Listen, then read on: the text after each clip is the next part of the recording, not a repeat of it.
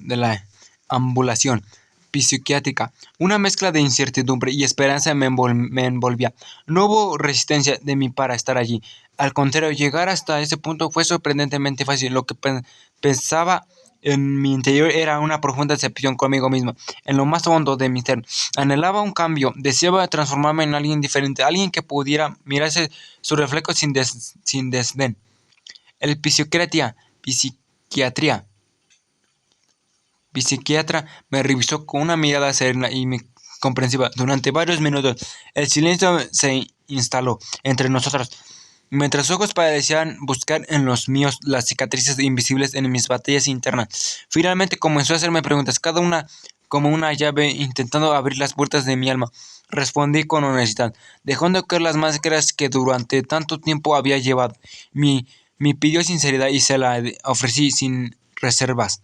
Al finalizar la sesión, la psiquiatra me miró con profesionalismo y empatía, con voz pausada pero firme. Comenzó a enumerar diagnósticos que sonaba como una sentencia. Tienes una depresión severa, crónica. Lo único que falta es que ahora mismo te des un balazo. Continuó con trastorno de déficit de atención, trastorno límite de la personalidad y una identidad trastornada por sexualidad. Cada palabra era un golpe que resonaba en lo más profundo de mi ser. Sentí como el aire se volvía denso, difícil de respirar. Levanté la mano en señal de alto y con un hilo de voz le pedí que se detuviera. No quería pensar que estaba loco. No quería que esos términos definieran quién era yo. Lo asintió con una confesión y me respondió, lo llevaremos paso a paso. Sus palabras, aunque simples, fueron un bálsamo. Luego comenzó a recetar una lista de medicamentos que serían mis compañeros durante el tiempo que estuviera bajo su cuidado. A pesar de la avalancha de información y de los diagnósticos que pasaban sobre mis hombros, sentí una inesperada sensación de alivio. Por primera vez en mucho tiempo, alguien me veía, me escuchaba sin juzgarme. En su mirada no había condena, sino la intención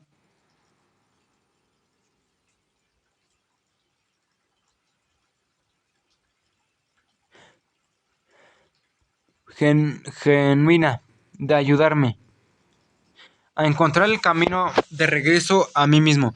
No paraba de llorar, le agradecí al médico y una enfermera me llevó al pabellón en donde me instalaría para el tratamiento. Capítulo 13. El día que quise dormir para no despertar. Caminamos a un paso normal. La enfermera me acompañaba como quien acompaña a un condenado que aún guarda esperanza. Me mostraba las instalaciones mientras yo apenas podía procesar dónde estaba ni lo que estaba a punto de vivir. La cafetería, los baños, los pasillos de las habitaciones, todo tenía un orden austero, pero sorprendentemente humano para ser clínica de gobierno. Aquello era un lujo, al menos comparado con los relatos que había escuchado de otras personas que como yo tocamos fondo. Muchos terminaban en centros donde la violencia se disfrazaba de disciplina, donde la cura consistía en someterte a la fuerza, donde el miedo era la única herramienta. Lugares donde te dejaban sin comer, te gritaban, te golpeaban o te encerraban por días, pero aquí se sentía otra cosa. A pesar de la frialdad del cemento del mobiliario frío, había algo en el ambiente que me decía, te vamos a sostener mientras tú te reconstruyes. Las camas eran de cemento, como si estuvieran en una cárcel sin rejas. Cada espacio tenía un pequeño nicho en la pared, una repisita donde te permitían colocar un libro o una carta. Nada más, nada que te pudiera convertirse en un arma, porque en ese lugar todos teníamos heridas abiertas, todos éramos potencialmente peligrosos, no para los demás, sino para nosotros mismos.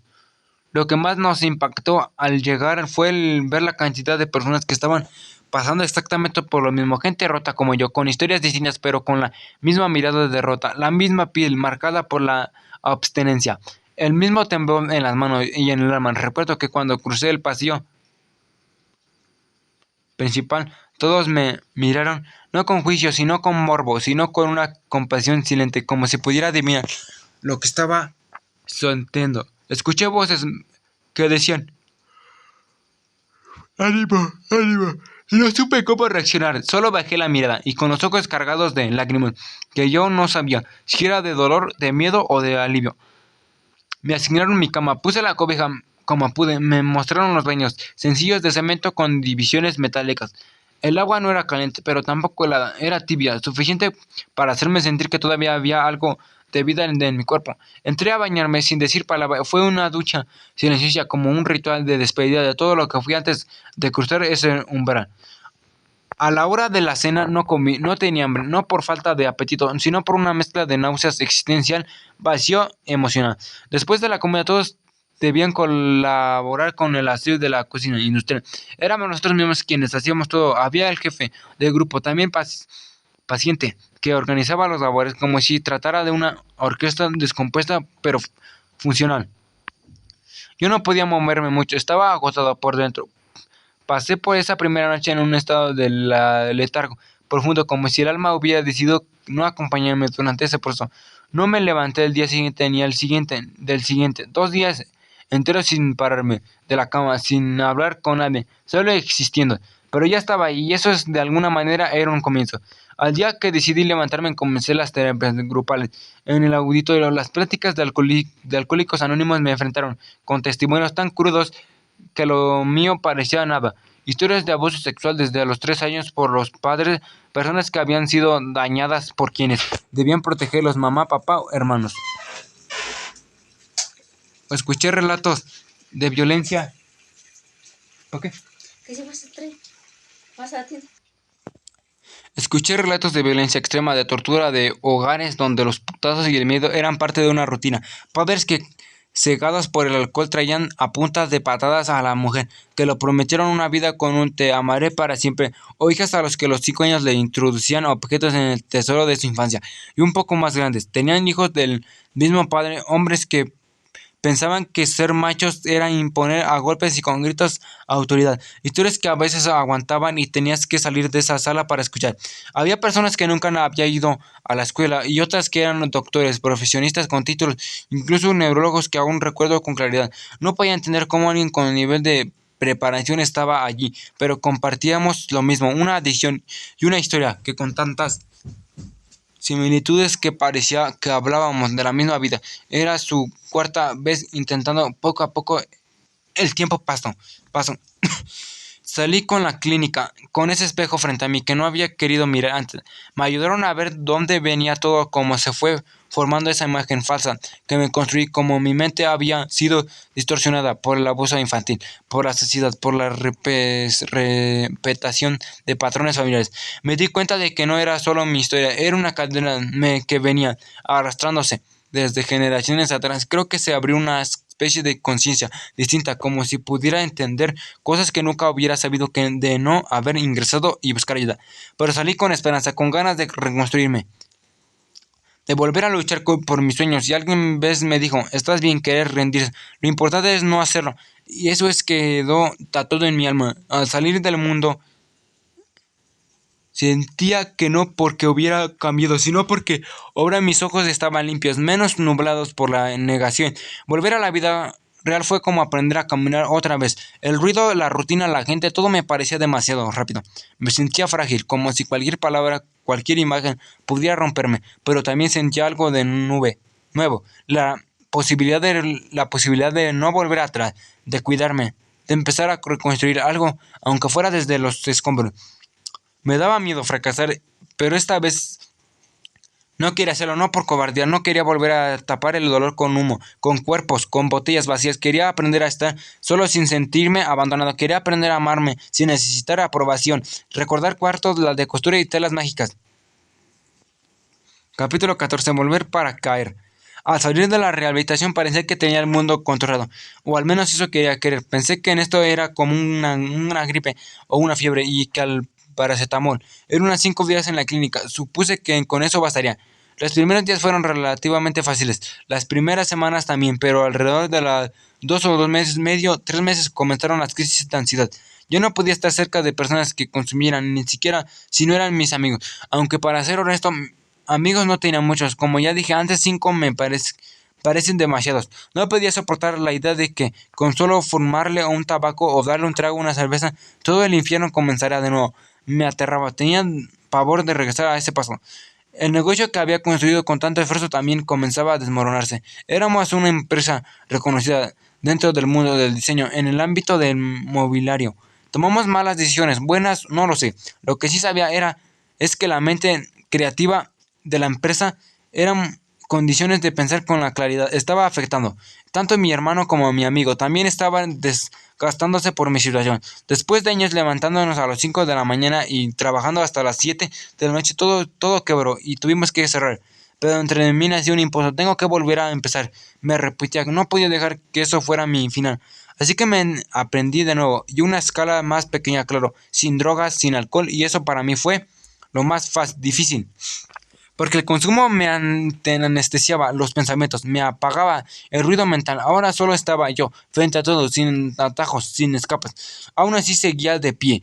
Decidí retomar mi sueño de ser diseñador, pero esta vez enfocado en lo que realmente amaba. Y aunque me dé un poco de pena escribirlo, ahora en este momento exacto, mientras lo recuerdo, tengo una sensación de melancolía.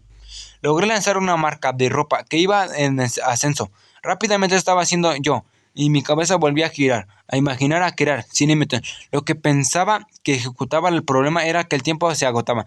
Las deudas pesadas se acumularon, los compromisos no daban tregua. Nos quedamos en una vida de 12 años dedicados a la industria. Nuestra casa estaba en riesgo, era el residuo de las malas decisiones.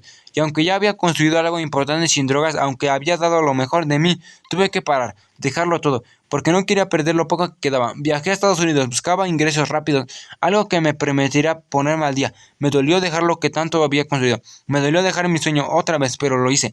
Estuve 6 meses allá, trabajé lo que pude, reuní lo que pude, regresé a los 2 meses y 2 semanas después, como si fuera una mala broma, colapsé, desesperado porque el dinero no era suficiente para cubrir los préstamos y pagar la casa. Desempleado, un domingo visité a mis padres en el pueblo de ellos. No sabían todo esto, pero tenían que visitarlos. Como ya era parte de mí, sabía disimular que todo estaba muy bien. Y era aparentemente feliz. Horas más tarde me encontraba en la azotea de mi casa como aquella vez a los 3 años, pero esta vez bebiendo tequila, pasando a quien que había vuelto al pueblo y a la casa a la que lo juré jamás regresar. Sin ser el hombre que tenía que ser, era mi realidad en ese momento. Era de madrugada, los cohetes y la música aún se escuchaban a lo lejos. El último recuerdo fue haberme sentado y recordar que aquel momento me recosté en la azotea, como si quisiera admirar las estrellas, como si el cielo pudiera explicarme todo lo que dolía por dentro. Cerré los ojos. No sé si fue la tequila, la nostalgia o la desesperanza, pero a algún punto perdí la noción del tiempo. Cuando reaccioné ya no estaba allí, había caído a 3 pisos, mi cuerpo terminó estrellando en las escaleras de la casa. Mi hermano cubrióme con una cobija, pues estuve muerto por un momento. En ese intento de evitarle una imagen más desgarradora a nuestra madre cuando llegara a casa. Todo era silencio hasta que a lo lejos escuché un grito desgarrador. La voz me hizo saber que era ella. Fue como si su llanto me atravesara el pecho y encendiera una chispa que aún se quedaba viva dentro de mí. En ese momento reaccioné como si una descarga eléctrica me recorriera el cuerpo. La ambulancia llegó después, ardía cada sentimiento, cada hueso, como si me quemara vivo por dentro. No había muerto, aunque en muchos sentidos una parte de mí sí solo había hecho. En el momento en que comencé a gemir por el dolor, sentí que mi pierna estaba atrapada enredada con el suéter que traía puesto, como si la ropa, en complicidad con mi cuerpo, se hubiera convertido en una trampa. Mi mente estaba completamente desorientada. Tenía lagunas vacías, oscuros, que no he podido rellenar ni con el tiempo, con la memoria. Solo escuchaba los gritos de mi madre, llantos mezclados con rezos ahogados. A mi padre lo sentí cerca, acariciándome la cara con una ternura desesperada. Me decía que iba a estar bien, pero hasta su voz se quebraba. Yo gritaba como nunca lo había hecho, no por atención, no por miedo, sino porque el dolor me estaba partiendo en dos. Sentía mi pierna como si fuera otro cuerpo, retorcida, quebrada, como si se tratara de una figura de trapo, mal doblada, ese grotesco inhumano. Todo parecía una maldita escena de película, una de esas donde uno espera que el protagonista despierte y diga que fue un mal sueño, pero no, yo era el protagonista y esto era real. Mi hermano me cortó la ropa con unas tijeras de cocina. Dice que no había forma de quitarla, que estaba tan enredada que parecía un nudo humano. Yo no entendía cómo si hacía solo un momento que estaba acostado mirando el cielo y cómo había terminado así, cómo había caído 3 pisos y seguía vivo. Tenía puesta la ropa con la que me había quedado dormido, como si el cuerpo se negara a dejar ir a la última rutina. que se recordaba, pero ya nada era igual. No sentía el cuerpo, solo la pierna, y ese el ardor, esa sensación de estar quemándome por dentro, como si me hubiera metido en un horno, y mi piel y mis nervios fueran leña y viva. Lo único que podía pensar era que esto es normal, esto no puede ser normal. Mi madre colapsó, tuvieron que sacarla varias veces del cuarto, volvía y se iba, lloraba y gritaba mi nombre y me veía como si yo estuviera muerta, pero yo seguía ahí. Apenas llegó la ambulancia como si viniera desde el infierno. Tardada, desesperada, como todo usted sin tema olvidado. Por Dios, me subieron con dificultad entre gritos, desesperación y no sentía ni mi cuerpo, solo náuseas, vómitos que salían en oleadas. Era como si el cuerpo estuviera tratando de expulsar el dolor. La vergüenza, la rabia, todo al mismo tiempo. En el primer hospital entré directamente a las urgencias, la sonda me la introdujeron, sin explicaciones, como si fuera un pedazo de carne más. Ya no entendía qué pasaba, estaba medio inconsciente, agonizando, sentía como si me estuviera apagando, como si cada segundo me alejaría más de mí mismo. Volvía en mí de a ratos. Veía caras, recuerdo los ojos de una enfermera, recuerdo la cara de un médico que parecía no saber qué hacer, y lo supe que no era un caso cualquiera, supe que estaba sobrepasadas. Intentaron controlar el dolor. Recuerdo que me mencionaron fentanilo, había lo que era, había escuchado que era más fuerte que cualquier droga de la calle, más letal que el cristal. Me lo pusieron en la vena, sentí un alivio parcial, como si por un momento alguien apretara un botón de pausa sobre el dolor, pero no era suficiente, nada lo era. El hospital no tenía neurocirujano, ni muchas otras especialidades.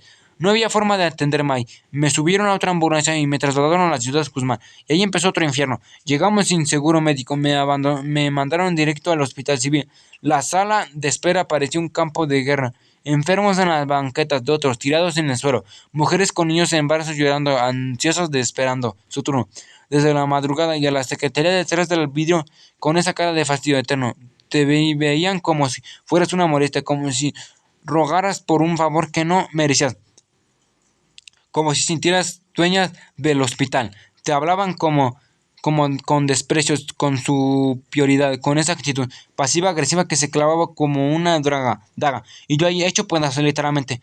Me tenían que trasladar a la capital. Lo dijeron con una calma que en su rostro, que dolía más que la noticia misma. Una calma fingida, burocrática, como si mi vida fuera una